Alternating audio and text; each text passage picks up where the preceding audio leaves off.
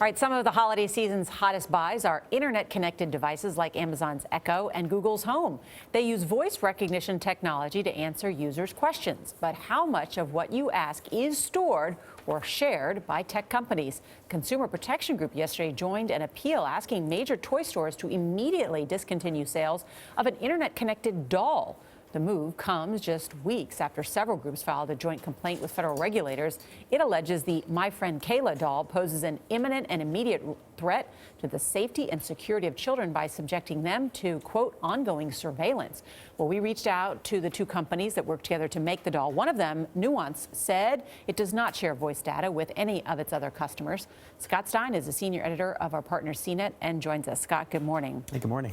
Okay, let's first talk about the My Kayla doll. What do you make of these concerns? Sure. Well, I mean, for a while now, we've been talking about this with these types of toys, and they're much like the things you plug into your home, Alexa or Google Home. They can record snippets of what you say.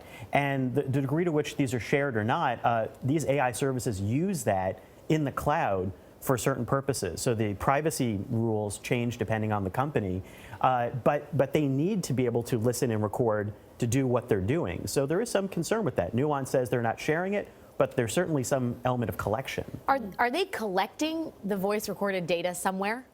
Yeah, well, that's the idea, is that you're collecting that to learn, and it may not be necessarily served back to that person, but some companies use it to improve their AI. And some companies use it.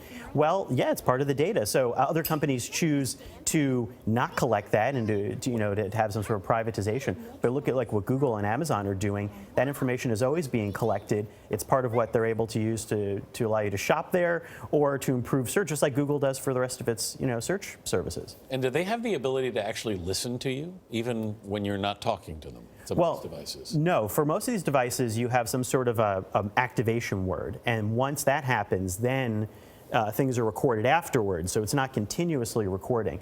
But a lot of the stuff in the future might get a little more fuzzy, and certainly there have been different hacker groups that have demonstrated that all of these things can have vulnerabilities, and there have been hacks in the past, either on the server end or as a demonstration on a particular device. Why is voice data so valuable to these companies?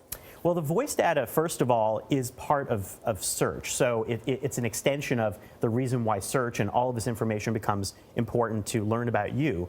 But it's also interesting because it's a single channel. If you have your phone, you can switch apps, but a lot of these devices now have one way to connect to you through voice. So if you've got Amazon, you've got an Echo, it owns that landscape. Where Google puts the Assistant in, it's Google's landscape, Facebook's Jarvis. So I think it's exciting to those companies for that reason, because you can't switch out of it once you've got it. Scott, we've heard about hacks going through things that people don't even think of, like cameras. Yep. Are these devices vulnerable to hacking?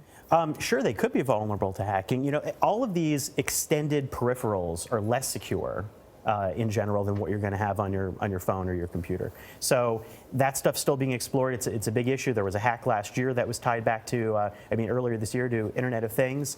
And so that's going to continue being a concern. And these companies are not putting privacy necessarily at the forefront, especially if they're selling a toy. Back to the toy, the My Friend Kayla doll. We want to say we reached out to the stores, asked by consumer groups to remove the doll from their shelves. Only Toys R Us got back to us, saying the product is no longer available at their stores. Some retailers in Europe have also stopped selling it.